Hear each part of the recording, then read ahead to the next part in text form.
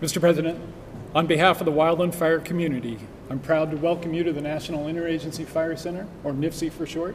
And we always say NIFC is a place, not an organization. We're incredibly proud of it. Thank you for coming. We're honored you're the first president to visit in the 50-year history of the Fire Center, and it's quite an honor. I'm Grant Beebe. I'm the Bureau of Land Management's Assistant Director for Fire and Aviation.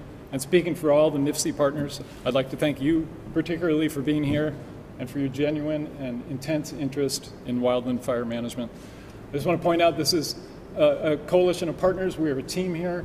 We have National Park Service, DOD, Fish and Wildlife Service, Bureau of Indian Affairs, National Association of State Foresters representing the states, FEMA, U.S. Fire Administration, of course, U.S. Forest Service, Fish and Wildlife Service.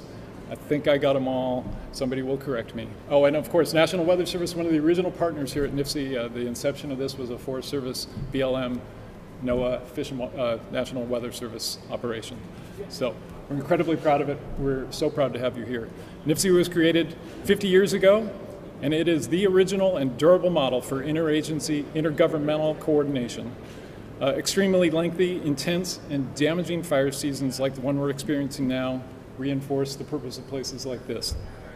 Through the hard work, ingenuity, and persistence of generations of fire professionals, wildfire response across the nation is unified, cooperative, and professional, and I'll say that we all stand on the shoulders of giants. We inherited this place and we're trying to keep it going. In wildland fire, there's no one community, agency, tribal organization that has enough resources to manage all of its fires. Fires don't know jurisdictional boundaries, and we try to ignore jurisdictional boundaries ourselves. One of our speakers will speak to that particularly. But the kind of fires we're experiencing these days, the kind of long duration, massive destructive fires we've witnessed in recent years in places like California, Oregon, Washington, Colorado, and unfortunately for Governor Otter this year in Idaho, they're teaching us that we need to maybe change the way we're doing business. At NIFC and at innumerable regional and local fire coordination centers, the nation's wildland fire managers join forces.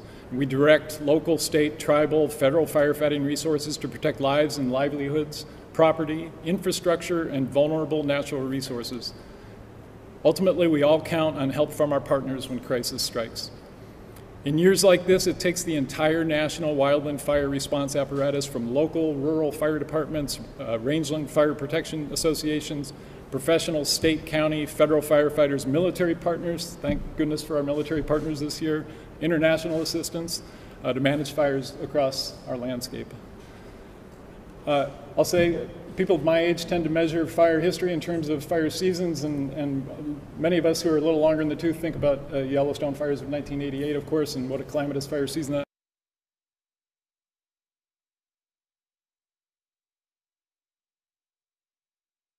Yellowstone burned about 800,000 acres in the park, and this year the Dixie Fire, as you know, is approaching about 1 million acres itself. California is setting records for the largest fires in history. Colorado set and then reset records for largest fires in history. So we're entering into a different environment in fire, and we need to change our tactics, and we'll talk about that a little bit more. So I'll say finally that another complex, costly, and critical wildland fire year underscores the nation's need to recommit resources to fire prevention, preparedness, and response. And frankly, we're honored that you're here and that you have made that measure one of your own. I'd like to pass on to Governor Little now. I know he'd like to introduce you or to welcome you to Idaho. Thank you, Grant. Mr. President, thank you for being here. Grant really put his arms around the all hands on deck in this facility, and all these people that work here are a result of years of saying what didn't work in collaboration and what does, and they just get better at it every year. I want to talk a little bit about what we talked when you hosted the call with the Western governors about two things. One of them, thank you for asking these men and women in our firefighting to get on the fires early, given the incredible drought that we have in the West, so that we didn't have those fires we needed to worry about along with the ones we had going. But second, what we can all do as partners, the federal partners, to build a more resilient range and forest ecosystem.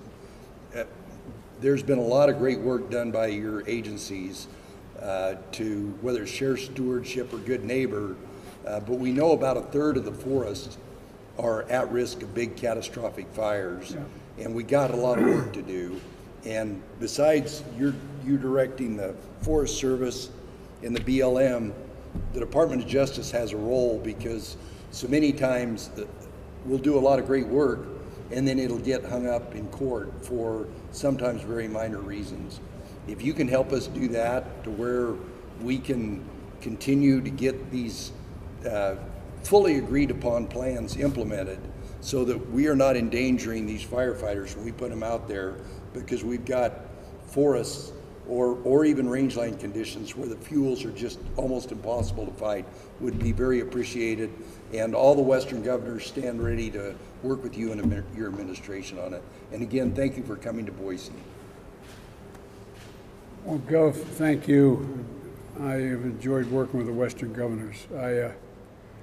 Folks, you know, Press has heard me say this before in a different context, but my colleagues used to always kid me when I was in the Senate. I was always quoting Irish poets about when I thought it was appropriate. And I think they thought I was doing it because I was Irish, but I did it because they're the best poets. But all kidding aside, there's a line from a famous poem, and I didn't think of it, Grant, till you just were speaking. And it goes like this: that all's changed, changed utterly. A terrible beauty has been born. Terrible beauty has been born. From the Yellowstone fire to today, all's changed in a drastic, drastic way. I need not tell Robin, the National Weather Service. It's changed, and it's not going back. It's not going back. And we, the Western governors, and we've talked about this. And you know, there's an expression I say to all the firefighters here, that God made man, then he made a few firefighters. You all are the most incredible people. No, it's not hyperbole. I started my career with the firefighters as a 29-year-old kid running for the United States Senate, and we've never left one another. And I see the hot shots out there. I don't want to do any more mass memorial services of the 19 hot shots that I did back in Arizona. And the only thing that keeps you all safe is one another. Firefighters have as many injuries and lose as many people as police officers do. But the only thing that really matters is if there's enough firefighters. Firefighters protecting firefighters. That's the big deal. That's what it all comes down to. And I just want you to know that you have the full support of my government, my administration, I should say, and all those who have major roles in the government, from the Department of Agriculture to the Department of Interior, just across the board. And so, and I want to acknowledge Senator Risch's and Crapo can't be here, and Senator Wyden and Markley were going to come from, Merkley were going to come from Oregon. We got a call while in flight. The weather's so bad they can't make it here. And so I just want to thank them for the incredible work they do as well, because this is one of the areas where we do have some overwhelming bipartisan support. And here at the National Interagency Fire Center, the hub that's designed to coordinate the resources to fight wildfires, I'm here to hear what's on your mind and what more that I should be doing, my administration be doing, to try to help. You know, folks, you know the time of the year when the air fills with smoke and the sky turns a little orange. But that time of year getting earlier every year. And, you know, last week, the air in Boise was thick with smoke from California and from Oregon. And, you know, this year, as you've pointed out, Grant, you know, 44,000 wildfires, 5.4 million acres burned. That's larger than the entire state of New Jersey. When I say that back east, they're used to floods and storms. When I say that back east, it It's just unfathomable.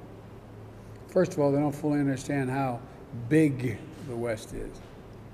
But more acreage is burned than the entire state of New Jersey, which is a big state. And you know, California, 2.2 million acres this year, already this year. The Dixie Fire, 1 million acres. The Calder Fire, 200,000 acres, 1,000 structures.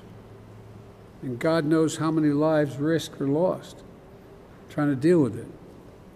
You know, you've saved many communities, the firefighters, and you saved South Lake Tahoe.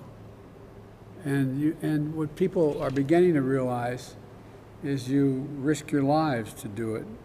And thank God we have you. But you know, fires and frequency of ferocity of these fires, I'm having a lot of international meetings with our colleagues around the world. They're asking. Australia, really worried. Australia helping, but are trying to figure it out. Canada. I mean, just go around the world.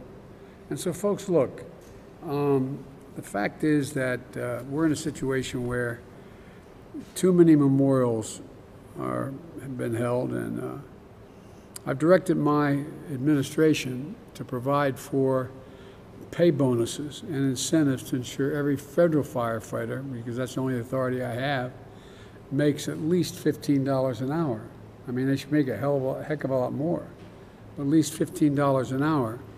And I'm committing to work with Congress to raise the pay gap for federal wildland firefighters. FEMA, 33 fire management assistant grants to help states pay for the cost of firefighting. It's still not enough. The costs are enormous, you have. And so, you know, believe it or not, the massive shortage of fire hoses. I think you all get it. But the idea that we went into this fire season with a shortage of fire hoses, that's all I heard from my guys back east and in the Midwest. No fire hoses. Well, fortunately, they thought a long time ago about a thing called the National Defense Act. And what I was able to do, the Defense Production Act, and I was able to restart production of bringing a lot of people back to work, delivering 21,920 new feet of fire hose in the front lines, putting a company back to work that was out of business. That stopped manufacturing. You know, and the major's here, he knows about this. Well, we have a commitment at the Department of Defense to defend home as well as abroad, and that includes the fire service. We have C-130s for fire suppression, RC-26 aircraft to provide critical fire imagery, and they're based in California. They've flown over 1,000 missions so far, 250 active duty troops, and I've gotten no pushback from the Department of Defense in this at all, none, to the Dixie Fire in California, and sharing satellite imagery that we have available to us to help monitor the growth of fires. I've directed the EPA to use this new technology we have to deliver smoke and fire and air quality information directly to people's iPhones. We'll be able to do that very shortly. It may have already begun in some places. And but one of the things we have to do is we have to build back better than what happened before all this began to come apart. And so we have a proposal, and by the way, both my Republican colleagues from this state and the Democratic colleagues from Oregon who are going to try to be here, we all support this bill I put together on infrastructure. So when we build back, we can build back better than it was before. And it literally provides for billions of dollars for wildfire preparedness, resilience and response, forest management, and public water sources. Public water sources. What people back east don't quite get is that we're not for the fact we made significant investments years ago in everything from the Hoover Dam to a whole range of other things out here, a lot of people south of you wouldn't have any water. And how valuable and serious the access to that water is across the board. And, we need to add, we have $14 billion for disaster needs, including $9 billion for communities hit with wildfire and drought. We got to pass it. Got to get both houses. But that's going to, I hope, Governor, be of significant help to you. Because states can't burden it, especially smaller states. You're a big state, but I mean smaller states in terms of population can't carry this on their back. And so, this is, we're one America. We have a federal system because each part of the country is supposed to make up for what the other parts of the country didn't have. And so, we need to do more. We've asked for $14 billion for disaster needs, including, as I said, that $9 billion for community. This is over a 10-year period for hit by wildfires and drought. And, we can't continue to try to ignore reality. President Obama used to always kid me. I say, reality has a way of working its way in. Well, the reality is we have a global warming problem, a serious global warming problem. And it's consequential. And what's going to happen is things aren't going to go back to what they were. It's not like you can build back to what it was before. It's not going to get any better than it is today. It only can get worse, not better. It's not like we're going to not have more problems. But we can do this, in my view. The scientists have warned us for years. The failure to curb pollution from smokestacks and automobiles and a whole range of other things is going to take its consequences.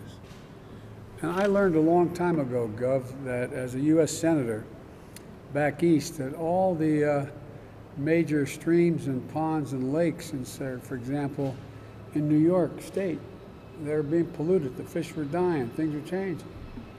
And you know what it was all from? It wasn't because of what they're doing in upstate New York.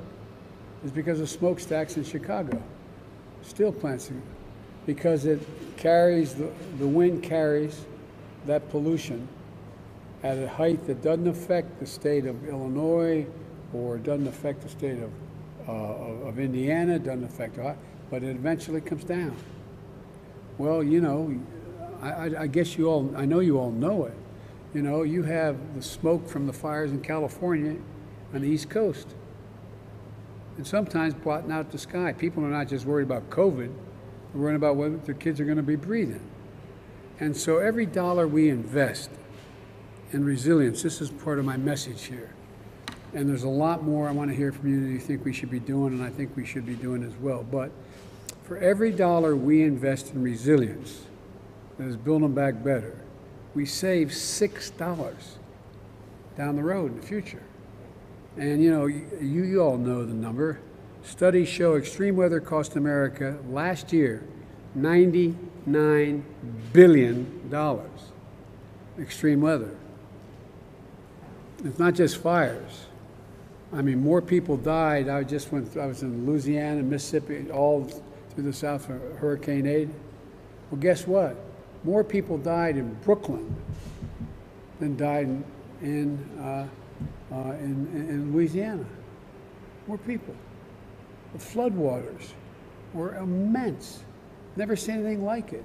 People were drowning in their homes because there was tornado warnings that go to their basement, and all of a sudden the flood comes through the windows, up to the ceiling, can't get out, people dying.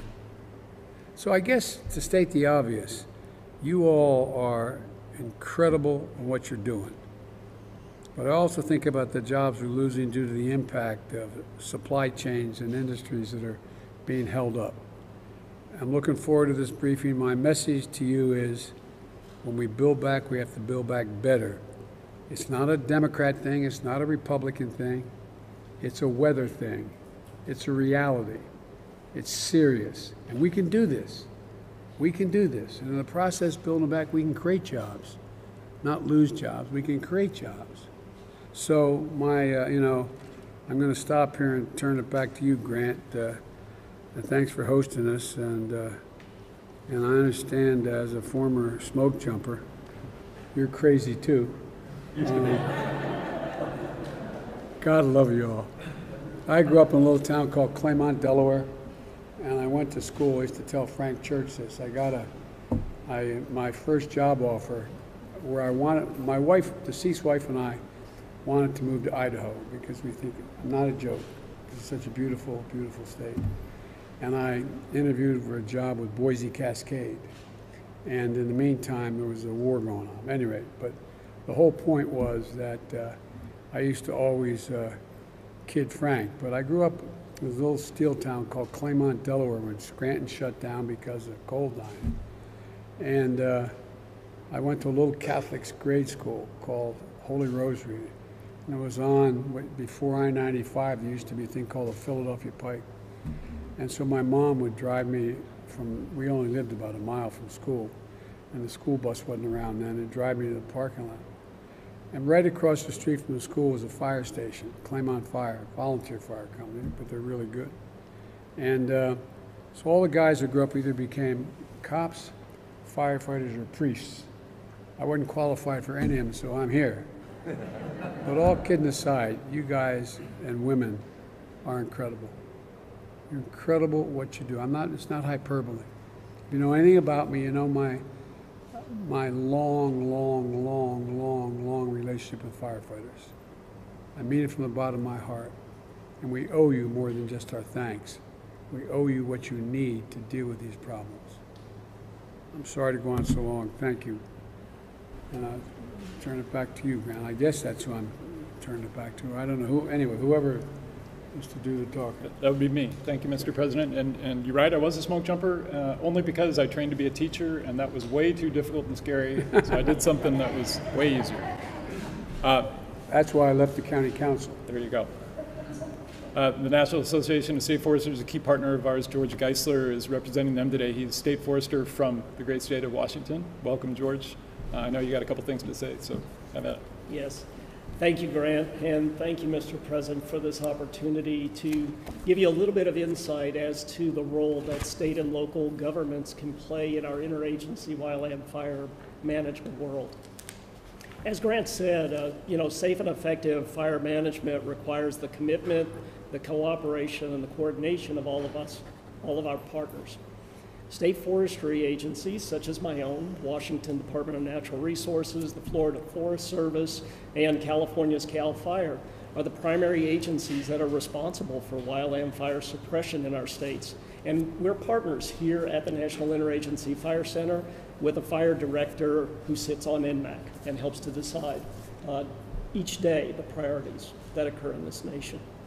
Federal, state, tribal, and local agencies all benefit from this collaborative effort that helps move national air and ground resources to the areas of greatest threat while still ensuring all agencies are supported in the firefighting effort. Within the cooperative structure of the cohesive strategy and then formalized by our master interagency wildland fire management agreements, states are routinely fighting fire on federal lands alongside the federal agencies, and then they turn around and are helping us on our own fires because, as you said, fire knows no boundaries. Nationwide, state forestry agencies are responsible for wildfire protection on about 1.5 billion acres, and about 1.1 billion of those acres are actually state and privately owned forest lands. And so far this year, of those 44,000 fires that you've heard, states have responded to about 33,000 of those. We routinely are about 75% of the numbers of wildfires that occur in this country.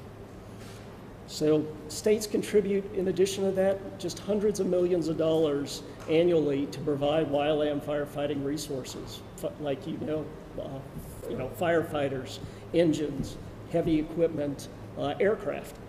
And all of this goes into the national effort along with our federal partners. And federal funding, such as state fire assistance and volunteer fire assistance that we receive through the U.S. Forest Service, actually helps to expand that capacity as well as maintain it. And all of that is really getting it down to that helping the rural volunteer fire departments that we all know are across the U.S. The partnership and all of the cooperation between state and local governments, though, it's not just for wildfire suppression, like you said. You know, through Good Neighbor Authority, through shared stewardship, we work together with our local governments, with our tribal partners, and we do all of the critical fuels mitigation work. We do the forest health treatments that are out there. And we're trying to work, as you said, to improve the resiliency of these landscapes as we go and see the impacts of climate change. You know, and all of this is really provides assistance directly to the communities that we have out there. And as you know, wildfires are impacting entire communities in the United States. These annual occurrences place millions of Americans at risk, and they're no longer limited to just what you see about in the news in the West. We have fires, it's now a fire year, and we routinely have all 50 states. But the threat to catastrophic wildfire in America's wildland-urban interface, it really demands national attention.